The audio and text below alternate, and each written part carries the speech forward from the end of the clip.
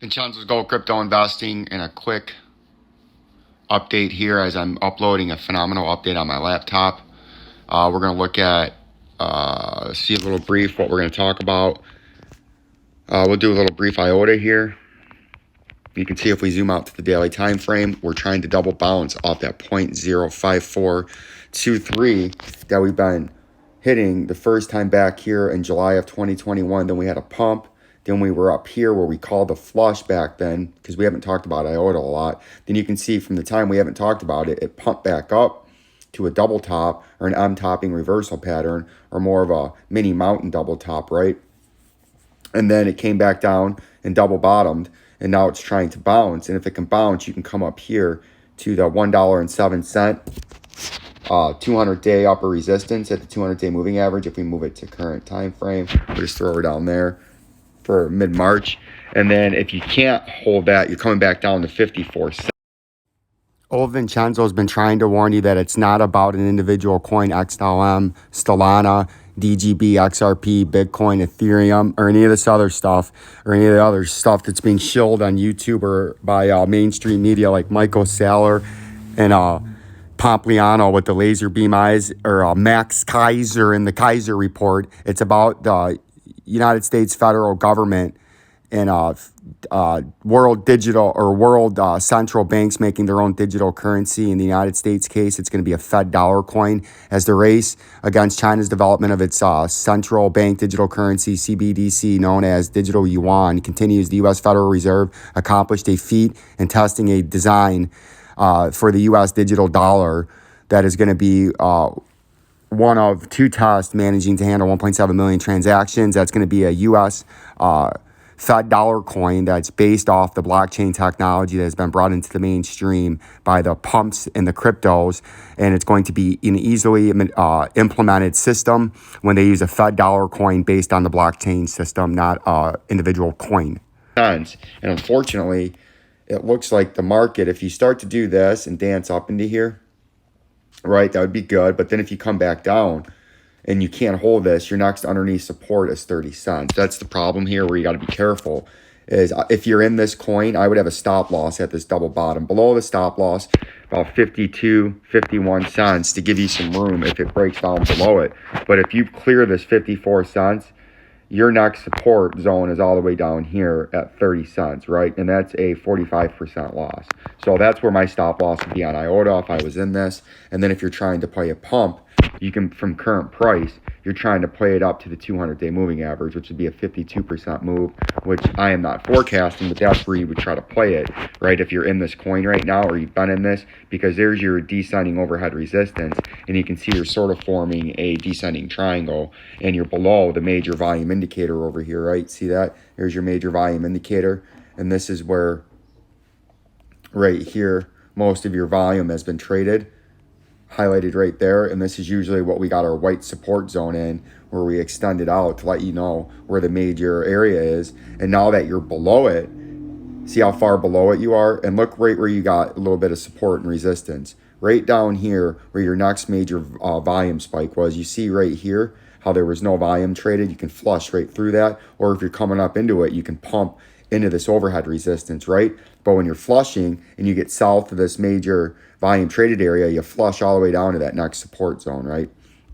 And the reason if you flush that, the next support zone is all the way down here where you can see a big volume candlestick. There's a little bit here, right? There's one right there at 42 cents, but the major one is down at 30, right? You could get a brief stop at 32 or 42, but then you're still probably coming to 32, and that's how you play the volume indicator. And that's another thing at Vincenzo's Gold Crypto Investing and members of Jabroni Killers. I'm going to start teaching you how to use and utilize the volume indicator, because that's one of the, if you're going to use indicators, the moving averages and the volume indicator are the two major ones you need, and that can give you the easiest, simplest way to technical trade without all the complications and fancy gurus stuff on the screen. You want your chart pretty clear, clean, and easy to understand for all of us, or all of you retail investors that are trying to become technical traders. You can't start with a playbook that looks like something Tom Brady would be running on the field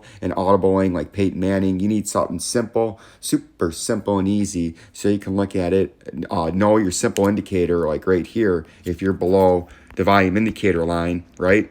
If you're below this line, you're very bearish, because that's where all the heavily traded volume is, and you're going to be forced down and have to come to a major buy area. But then, you know, when you hit that major buy area, right, if you're playing the technicals, you can come up to the moving average right here off the bounce. And if you look at the moving average where it lines up with a big candle volume stick right in the cluster where it starts to really ramp up in volume, right?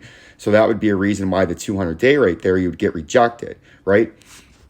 But if you came all the way up, this would be your major rejection area, because this is where all the volume was traded at, and usually you get rejected. But like this time, you did a fake out real quick up with a volume burst, double top, quickly sold back off, got underneath this moving average, and then you can see it hasn't been able to get up it since. And once it breaks back below it, because it can trade on it for a while, once you breach this, the 200-day, now you've breached your major 2 volume candlesticks, and everything sell pressure, sell pressure, sell pressure, sell pressure, sell pressure, right?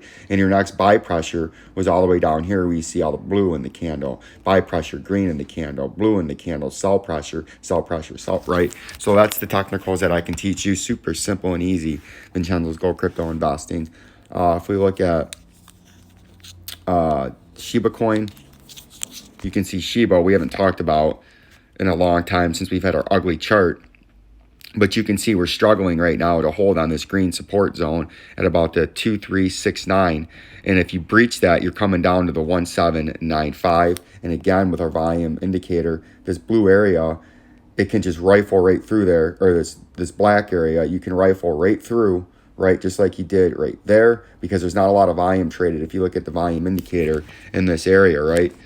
See in our mini one right here, where we have our recent pump, right? Look at how there's not a lot of volume. See how you got a little bit of volume there, and then no volume until you hit this buy zone right here. So you can flush straight through, and you can see on the way up, you pumped straight through it, right? So on the way down, knowing that, 2 simple indicators, look again where it lines up, the 200-day in green at the bottom part of that support zone. And then if you breach now that 200-day, which you're below it, you're bearish, you breach the green support zone that lines up again beautifully, you flush all the way down here. And you could know that by 2 simple indicators, the volume indicator and the 200-day moving average, right?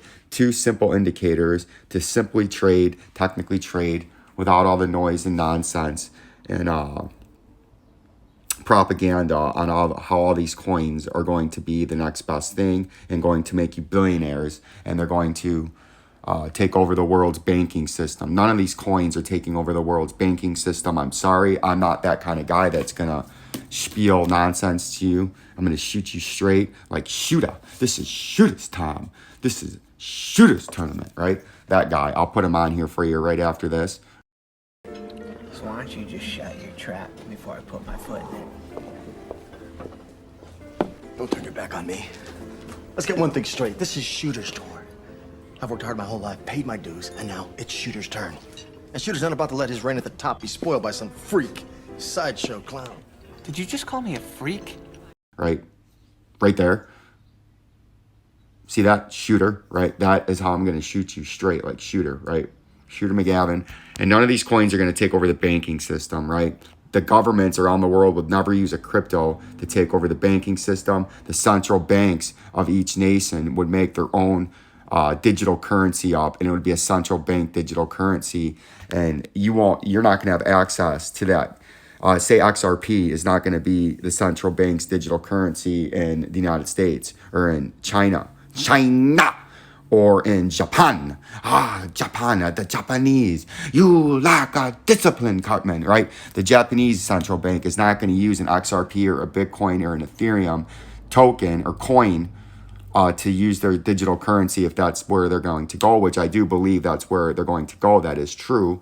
But the governments will use their own central bank digital token. They'll make up their own, right? They're not going to use one off the open market. That would defeat the purpose of what the central bank's trying to do, which is to limit and control and manipulate the market and the currency supply, right? And if they're going to use a crypto from somebody else, that would be, they can't do that. They need to have their own crypto to manipulate and print out as many cryptos as they want. Like the United States would just go on a Fed dollar, or like I would like it, a Fed dollar coin, right? And the Federal Reserve wouldn't go and say, XRP, we're going to use XRP as our banking transaction system as the new crypto dollar. And it would make no sense, right? They need to have the Fed dollar, right? And the Fed coin dollar, or the Fed dollar coin, the Fed would have full control, just like they do Fed fiat normal dollars that you can carry around in your pocket and touch, right? They're just going to turn that dollar into a digital dollar, right? And it's going to be a Fed dollar. And it's going to have nothing to do with XRP or any of this shit. The only way you get rich on these coins are if you buy them when they're cheap and you sell them when they're expensive. All the rest of the noise that they're going to take over the world's banking system is just for YouTube channels and charlatans like Michael Saylor to get you to hodl to the ground and believe a bill of goods that's not really the case. You got to understand what these cryptos are. They're a risk asset. Like Ethereum's got some good technology there. If you were going to long-term hodl and wanted a basket of cryptos for the future, Ethereum would be one that I would have, right?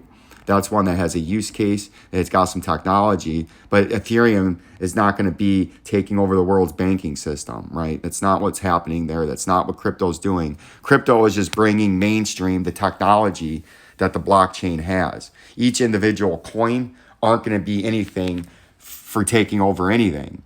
It's just introducing to the population the technology and letting, look at old people, your parents that are in their 70s and 80s are able to use a Bitcoin wallet. Well, if they can use a Bitcoin wallet, they're going to know how now, because the price was high, when their bank, say Chase, has a digital wallet, they're going to know how to open up a digital wallet on their Chase account, right? And then when the Fed goes to the Fed dollar coin, they're going to know how to operate their Fed dollar coin wallet, and they're going to understand how to transfer from Fed dollar coins to Fed liquid dollars where they can take them into circulation and spend them when they still have that option, which is the same as if you're at Bitcoin and you have a Bitcoin wallet and you want to take your Bitcoins and transfer it into your Tether wallet or your USD wallet to take it out of an ATM and use the real dollars to buy things, right? That's what that's what the Bitcoin and all the random cryptos are for, right? It's to bring the technology and how to use it into the mainstream.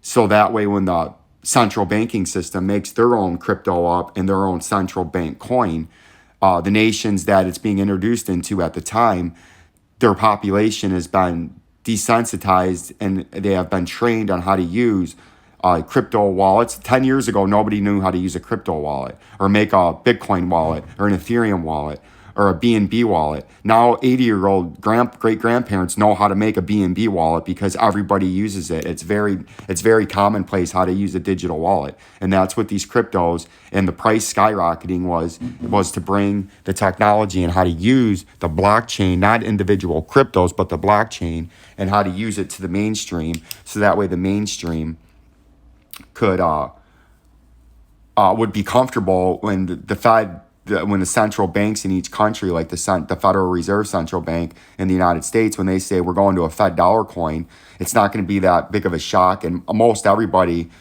from young to old, young because they're being born into it, so they use it, and old because they seen the price go up and they wanted to get involved.